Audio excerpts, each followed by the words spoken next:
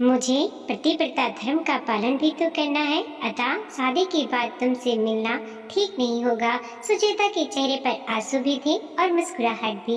ना तो आंसू रुकते थे और ना ही सुचेता की खुशी कम होती दिखती थी। सातवें आसमान पर चलना क्या होता है, ये कोई 45 वर्षीय सुचेता से पूछे। उसके मोबाइल पर बधाई संदेश लगातार आ रहे थे और उसके फ्लैट में पड़ोसियों का आना जारी था।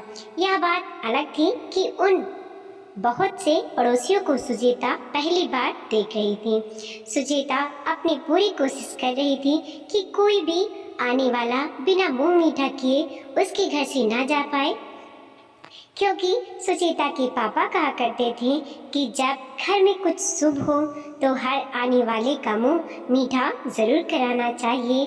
शुभ तो घटा ही था सुचेता के जीवन में। सुचेता की बेटी अमाया ने यूपीएससी की परीक्षा उत्तीर्ण कर ली है। सुचेता के जीवन में इससे पहले कुछ अच्छा हुआ हो ऐसा तो याद ही नहीं आता उसे, इसलिए तो जी भर कर खुश भी नहीं हो पा रही है। उसी की खुशी में एक सहमापन है, कहीं कोई उससे उसकी खुशी न छीन ले, इसलिए बड़ा नाप तोल कर अपनी प्रसन्नता को जाहिर कर रही है वह। सुचेता का साथ और दिशा निर्देश तो था ही, पर अमाया ने अपनी कठोर मेहनत और लगन के चलते यह मुकाम हासिल किया था। शाम हो चली थी, दिन भर मीडिया के इंटरव्यू हुए थे और रिश्तेदार को फोन के जवाब देते देते सुचेता को थकान होना तो लाजमी ही था, पर मोबाइल स्क्रीन पर एक लब का फोन आता देखकर सुचेता की सारी थकान जाती रही। बिजली की गति से उसने फोन रिसीव कर लिया। बधाई हो सुचेता, अब तुम एक कुशल माली बन गई हो। अब तो तुम्हारी बगिया में पुष्प भी प्रज्वलित होने लगे हैं। एक लब की सधी और गंभीर आवाज थी वह। आवाज में प्रेम और प्रसन्नता का मिश्रण भी था। एक लब की आवाज सुनकर सुचेता ने आंख मूंद कर ली।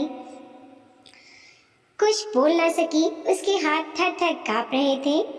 बहुत कोशिश करके सिर्फ इतना कह सकी, फूल मेरी बगिया का है, घास फूस भले ही मैंने हटाई है, पर एक पौधे का खाद पानी और जिस पोषण की आवश्यकता होती है वह तो उसे तुमने दिया है एक लब। बहुत धीमी सी आवाज थी सुचेता की। कुछ देर तक दोनों बिना कुछ बोले ही एक दूसरे को सुनते रहे। एक लब ने इस खामोशी को तोड़ते हुए कहा कि वह एक आवश्यक कार्य से बेंगलुरु जा रहा है, आते ही मिलने आएगा। एक लब का फोन कट चुका था। सुचेता ने देखा कि अमाया अब भी कागजों में सिर झुकाए कुछ कर रही है। अब तो बस कर, आजा, रात हो चली है। माँ की आवाज़ सुनकर अमाया ने अभी आ रही हूँ कहकर बात को टाल दिया और फिर अपने कागजों में व्यस्त हो गई। सुचेता बिस्तर पर लेट गई थी। उसके कानों में पड़ोसियों के सुर गूंज रहे थे। कोई कह रहा था, इतनी काबिल लड़की का रिश्ता तो खुद लड़की वाले मांगने आएंगे। तो किसी की आवाज़ आई, अरे अब समाज बदल चुका है, टॉपर लड़की की जात मायने नहीं रखती। समाज कभी नहीं बदलता, वह तो बना रहता है निर्दयी और मौका परस्त। ये समाज अपने अनुसार सारे नियम गढ़ता है और अपने तरीके से ही उन्हें परिभाषित करता आया है। और यही समाज तो तब भी था जब सुचेता की उम्र 22 साल की थी और विश्वविद्यालय से एमबीए कर रही थी और आगे चलकर अपने पिता की तरह एक प्रोफेसर बनना चाहती थी। सुचेता की अतीत बहुत कठोर था। वह उसे कभी याद नहीं करती थी, पर आज ना चाहते हुए भी वह अतीत की गलियारों में लहराते गोते लगाने लगी थी। उसे लड़के ने सुचेता की मुलाकात कॉलेज के कैंपस में हुई थी। एकलब शुक्ला नाम था उसका। सामान्य से दिखने वाला एकलब फाइन आर्ट का पढ़ाई कर रहा था। कला में उसकी गहरी रुचि थी। उसकी यही रुचि अपने को और भी तब दिखाई देती जब विश्वविद्यालय में कोई संस्कृति कार्यक्रम होना होता। स्टेज की सजावट से लेकर मुख्य द्वार तक सारी सजावट का जिम्मा एक लब के कंधों पर ही होता था और एक लब को तो जैसे जिम्मेदारियों ओढ़ना और उन्हें निभाने में आनंद आता था। वह बखूबी अपनी जिम्मेदारियां निभाता, इसलिए सभी प्रोफेसर और लड़कियां उसे बहुत पसंद करते थे। सुचेता को लेखन का बहुत शौक था और वह किताबों और समाचार पत्रों को आर्टिकल आदि लिखा भी करती थी, पर उसे मूर्ति या चित्रकला में अधिक रुचि नहीं थी। पता नहीं अब इस पत्थर की मूर्ति में क्या अच्छा लगता है लोगों को। ना तो इसका कहीं सिर है, ना ही पैर, बस लोग अपने को अलग और मॉडर्न दिखाने को कुछ भी पसंद करते हैं। कागज पर किसी भी तरह के फैले हुए रंग को पेंटिंग कहने लगते हैं। सुचेता ने कैंपस के बीचों बीच एक मूर्ति को देखते हुए कहा तो पीछे खड़ा हुआ एकलव्य हंस पड़ा था और हंसकर खुद ही मूर्तिकला की विशेषताएं सुचेता को बताने लगा था। सुचेता एकलव्य के हाव भाव को बड़े ही गौर से देख रही थी। कितनी लगन और सच्चाई दिख रही थी एकलव्य की बातों में, जैसे मूर्तिकला के बारे में सब कुछ उसे आज ही बता देना चाहता हो। ये पहली मुलाकात थी उन दोनों की। सुचेता भी बिना इम्प्रेस हुए नहीं रह सकी। एक दिन सुचेता अपनी सहेलियों के साथ टैगोर लाइब्रेरी के बाहर वाले लॉन में घास पर बैठी हुई नाश्ता कर रही थी कि अचानक से वहां पर एकलव्य पहुंच गया और बड़ी ही बेपरवाही से सुचेता के टिफिन से एक निवाला निकाला कर खाने लगा। ये देखकर सुचेता बुरी तरह चौंक गई, क्योंकि वह जाति से लोहार थी, जबकि एकलव्य ब्राह्मण था। पर एकलव्य को उसकी जाति से कुछ लेना देना नहीं था, क्योंकि वह तो सुचेता से सच्चा प्रेम कर बैठा था और सच्चा प्रेम कभी जात धर्म नहीं देखता। यह सब देखने और जातियों के बाबत निर्णय देने के लिए समाज तो है ही। एकलव्य की इसी अंदाज ने सुचेता को और भी आकर्षित कर लिया था। उसकी इस पसंद को प्रेम में बदलते देर नहीं लगी और अन्य प्रेमियों की तरह एकलव्य और सुचेता को भी अपने प्रेम को विवाह में बदलने की शीघ्रता होने लगी। पर उन्हें पता था कि उनके बीच आर्थिक और जातीय मान्यताओं को मानने वाला रूढ़वादी समाज का अभेद किला है, जिसे गिराना इतना आसान नहीं होगा। और इसी समाज की दुहाई एकलव्य के पिताजी ने उसे दी और दोनों परिवारों के बीच का आर्थिक अंतर भी समझाया। जात की लाहौर सुचेता ने शादी करने को मना कर दिया। एकलव्य के पिता कपड़े का कारोबार था और एकलव्य अभी आर्थिक रूप से स्वतंत्र न था, इसलिए पिताजी का विरोध नहीं कर सका। अपने ही प्रेम का डैम तोड़ते हुए देखा था एकलव्य ने। सुचेता के पिताजी रिटायर हो चुके थे और जल्द से जल्द बेटी की जिम्मेदारी से मुक्त होना चाहते थे, इसीलिए उन्होंने सुचेता पर शादी का दबाव डाला। आज शायद सुचेता की माँ जिंदा होती तो अपने मन का दुख वह उनसे कह लेती, पर पिताजी से वह अपने प्रेम के बारे में क्या कहे। सुचेता जान चुकी थी कि वह एक लाहौर परिवार से होने के नाते ब्राह्मण परिवार की बहू नहीं बन सकती, इसलिए अनमने मन से ही सही पर उसने शादी के लिए भी हाँ कह दी। आज एकलव्य और सुचेता ने आखिरी मुलाकात की, जिसे सबसे अधिक चाहा जाए। जब वह ही हासिल ना हो तो जीने से क्या लाभ। निराश थी सुचेता। एकलव्य भी टूटा हुआ था, पर वह जानता था कि उसे कमजोर नहीं पड़ना है, नहीं तो सुचेता और भी टूट जाएगी। इसलिए उसने सुचेता को समझाने का प्रयास किया और उस पर भले ही इमोशनल हावी थे, पर वह भी जीवन की सच्चाई जानती तो थी ही। अतः उन दोनों ने मुस्कुराकर भारी मन से विदा ली। जाते समय एकलव्य ने कहा, चूंकि उसके पिता का बिजनेस इसी शहर में है, अतः जब भी वह मायके से आए तब उससे मुलाकात जरूर करें। पर सुचिता ने ऐसा करने से साफ मना कर दिया। अब तुम मेरे हृदय की धड़कन बन चुके हो, जो हर पल तुम्हारे शरीर में रहती है, पर धड़कन से प्रत्यक्ष मिलना ना हो पाता है। और वैसे भी मुझ भारतीय नारी के प्रति व्रता धर्म का पालन भी तो करना है, अतः शादी के बाद तुमसे मिलना ठीक नहीं होगा। ये बात कठोर जरूर थी, पर सुचिता ने जानबूझकर ऐसे नाटकीय अंदाज में कहा कि माहौल हल्का फुल्का हो गया। सुचिता ने एक क्लब के सामने ही उसका मोबाइल नंबर भी डिलीट कर दिया। सुचिता का विवाह हो गया। वह पिताजी को अकेला छोड़ आई। सुचिता अधीर हो रही थी, पर पिताजी की शिक्षाओं ने ही उसे धैर्य रखना सिखाया था। सुचिता के पति अचल एक प्राइवेट कंपनी में मैनेजर थे और अच्छी सैलरी के चलते अच्छा लाइफ स्टाइल था उनका। प्राकृतिक स्त्रियों को सहज ही हर माहौल को स्वीकारना और उसमें ढलने का स्वभाव देती है। शादी के 2 साल बीत गए, पर इन 2 सालों में सुचिता एक लब को भूल नहीं पाई।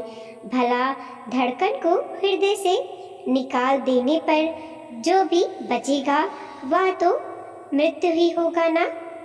सुचिता भी धीरे धीरे ससुराल में खुश रहने का प्रयास कर रही थी। अचल भी सुचिता की हर बात का ध्यान रखते और समय मिलने पर ढेर सारी बातें करते और अचल की खुशी अपने चरम पर पहुंच गई थी जब उसे यह पता चला कि सुचिता गर्भवती है। मैं पढ़ाई लिखाई करके भी सरकारी नौकरी नहीं पा सका, पर अपने होने वाले बच्चे को इस काबिल बनाऊंगा कि वह एक सरकारी नौकरी जरूर कर सके। सुचिता ने एक बेटी को जन्म दिया। अचल और उसके माता पिता ने नन्ही बिटिया का खुले मन से स्वागत किया और परिवार में ढेरों खुशियां छा गईं। जीवन का कोई फिक्स्ड पैटर्न नहीं होता, वह तो चलता है समुद्र की लहरों की तरह, कभी ऊपर तो कभी नीचे, कभी शांत होकर तो कभी शोर मचाता हुआ। और ऐसा ही एक भयानक शोर सुचिता के जीवन में तब आया जब अचल की रोड दुर्घटना में मृत्यु हो गई। सुचिता के लिए इससे अधिक दुख की बात क्या हो सकती थी। उसके सामने अभी पूरा जीवन पड़ा हुआ था और 6 साल की नन्ही बिटिया की सारी जिम्मेदारी भी थी। अचल की 13वीं होते ही सुचिता के सास ससुर का रंग बदल गया।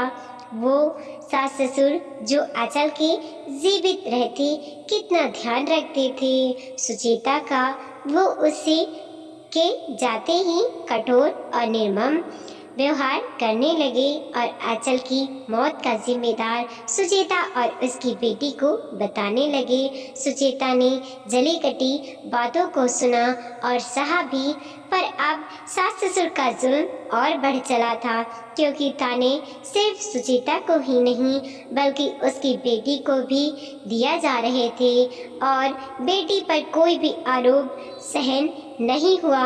सुचिता को उसने अपने पापा से बात की और अपने सामान लेकर मायके चली आई। पिताजी रिटायर हो चले थे, अतः सुचिता को 3 लोगों का खर्चा उठाने के लिए सोचना था, इसलिए उसने कलम उठाई और लिखना शुरू किया।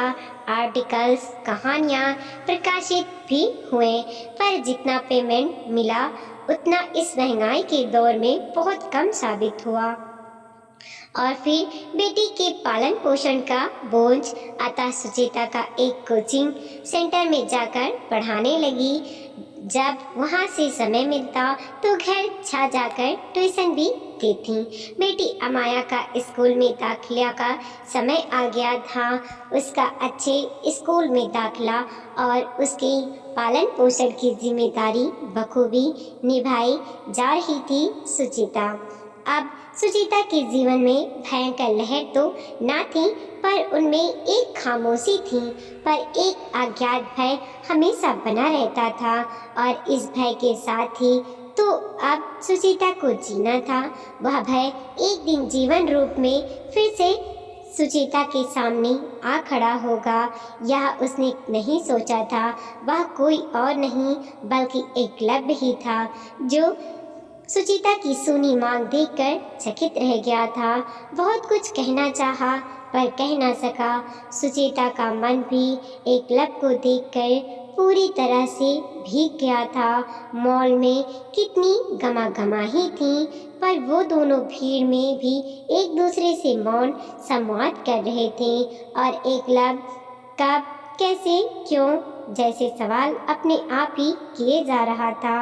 वो एक रोड एक्सीडेंट में गला रुंधा गया था। सुचिता का एकलव्य ने बेटी को पुचकारा। कुछ समय ना आता देख सुचिता मौली से बाहर जाने लगी, पर नन्ही अमाया अभी और घूमना चाहती थी। शायद एकलव्य भी यही चाह रहा था कि सुचिता से कुछ और बातें कर सके, पर सुचिता बाहर की ओर निकल गई। एक विधवा के मन में किसी दूसरे पुरुष का ध्यान भी नहीं आना चाहिए। समाज की बनाई हुई इस मान्यता के नाते अपने आप को दोषी मान रही थी सुचिता, पर उसके मन में तो एकलव्य को कभी अलग नहीं माना था, तो फिर उसका ख्याल आने में भला क्या दोष। मॉल में हुई मुलाकात के ठीक 10 दिन बाद एकलव्य सुचिता के घर आ पहुंचा। अमाया के लिए कुछ गिफ्ट्स और चॉकलेट लेकर आया था वह, और सुचिता और उसके पिता के सामने ही सीधे तरीके से उसने अपनी बात रख दी। मैंने भी अभी तक विवाह नहीं किया है।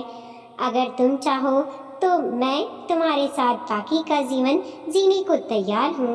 एकलव्य ने इतना कहकर लंबी सांस ली थी, मानो कोई बोझ उतर गया हो। उसने एक विधवा लड़की के पिता के लिए यह प्रस्ताव काफी सुकून देने वाला था, पर सुचिता ने किसी भी प्रकार के रिश्ते को अपनाने से इनकार कर दिया। उसके मुताबिक वह इतना आराम से कमा लेती है कि अपनी बेटी को पढ़ा लिखा सके और अपने पिता का ध्यान रख सके। एकलव्य ने सोचा था कि एक बच्चे वाली विधवा उससे शादी के लिए सहर्ष राजी हो जाएगी, पर ऐसा नहीं हुआ। एकलव्य इस बात से आहत नहीं हुआ, बल्कि सुचिता के लिए उसके मन में प्यार और गहरा हो गया। कम से कम मेरी पुरानी दोस्त को तो ध्यान में रखते हुए अपना मोबाइल नंबर ही दे दो, कभी कभी बात कर लूँगा। सचकुचाते हुए सुचिता से नंबर मांग लिया था एकलव्य ने। 4 दिन बाद ही सुचिता के मोबाइल पर एकलव्य का फोन आया। एकलव्य ने कहा कि उसका एक दोस्त जो थिएटर में नाटकों का मंच करता है, उसे हमेशा ही नई स्क्रिप्ट की आवश्यकता होती है। अगर सुचिता कुछ अच्छी कहानियाँ लिख दिया करे तो उसके बदले में उसे अच्छे पैसे मिल जाया करेंगे। एकलव्य का उसके जीवन में इस तरह से बहुत ज़्यादा दखल सुचिता को थोड़ा असहज जरूर कर रहा था, पर स्क्रिप्ट लिखने में उसे कोई बुराई नजर नहीं आई, इसलिए उसने हाँ कर दी और नए ढंग की कहानियाँ लिखने पर काम शुरू कर दिया। धीरे धीरे आर्थिक हालात अब अच्छे हो चले थे। इस बीच एकलव्य अप्रत्यक्ष रूप से हर संभव मदद करने की कोशिश करता। मसलन सुचिता के मकान के नीचे तले को किराए पर देने से उसका योगदान हो रहा था और अमाया की पढ़ाई संबंधी हर सहायता करता। अमाया भी एकलव्य से खूब लगाव रखती थी। अमाया अब इंटरमीडिएट की पढ़ाई कर चुकी थी और यूपीएससी की तैयारी करने के लिए कोचिंग करना चाहती थी। एकलव्य ने अपने पैसों से ही अमाया का दाखला सबसे अच्छे कोचिंग इंस्टीट्यूट में करवा दिया, और जब सुचेता ने फीस लेने से मना किया तो एकलव्य ने झूठ बोल दिया कि फीस की कोई बात नहीं, अपने एक दोस्त का ही कोचिंग इंस्टीट्यूट है। एकलव्य का एक विधवा के घर आना जाना मोहल्ले वालों को अखर तो रहा था, कानाफूसी भी जारी थी, पर अब सुचेता और एकलव्य को इन लोगों से कोई फर्क नहीं पड़ रहा था, क्योंकि वो जानते थे कि उन दोनों के बीच युवा अवस्था का प्रेम अब और भी प्रगाढ़ हो चुका था, जिसमें शारीरिक आकर्षण से ज़्यादा मन की सुंदरता को महत्व दिया जाता था। अतीत को सोचते सोचते सुचिता कब सो गई वह जान न सकी। अगले दिन थोड़ी देर से जगी तो अमाया घर में नहीं थी, शायद पापा के साथ घूमने गई होगी, बुदबुदाई थी सुचिता। मम्मा, राजश्री के घर आई हूँ, कुछ ही समय में घर पहुँचती हूँ, फोन कर दिया था। अमाया ने घर के कामकाज में व्यस्त हो गई थी सुचिता। ठीक 9 बजे कॉल बेल बजी तो सुचिता ने दरवाज़ा खोला। देखा तो सामने उसके पापा, एकलव्य और अमाया खड़े थे। दोनों के चेहरे पर मुस्कान थी। वो तीनों अंदर आकर सोफे पर बैठ गए। एकलव्य के हाथ में एक मूर्ति थी। एकलव्य ने उस पर उड़ाया हुआ कपड़ा हटाया तो सुचिता ने देखा कि वह एक स्त्री की मूर्ति थी। लो सुचिता, इस मूर्ति में पैर भी हैं, मुंह भी है और चेहरे भी, नाक, कान, आंखें भी। सुचिता के चेहरे पर मिलता जुलता चेहरा था उस मूर्ति का। सुचिता को समझते देर नहीं लगी कि यह उसी की मूर्ति है। सुंदर तो लग रही होगी या, पर अभी इस मूर्ति में एक कमी है। एकलव्य ने यह कहते हुए डिब्बी से एक चुटकी सिंदूर निकालकर मूर्ति के बालों के बीचों में सोनी मांग भर दिया। सुचिता ने पलकें झुका ली। उसके चेहरे पर गुलाबी आभा थी। अमाया खुशी से ताली बजा रही थी। सुचिता के पापा के हाथ आशीर्वाद की मुद्रा में उठ गए थे। वीडियो को लाइक कीजिए, कमेंट कीजिए और अपने दोस्तों के साथ ज़रूर शेयर कीजिए। चैनल पर नए हैं प्लीज़ सब्सक्राइब कीजिए।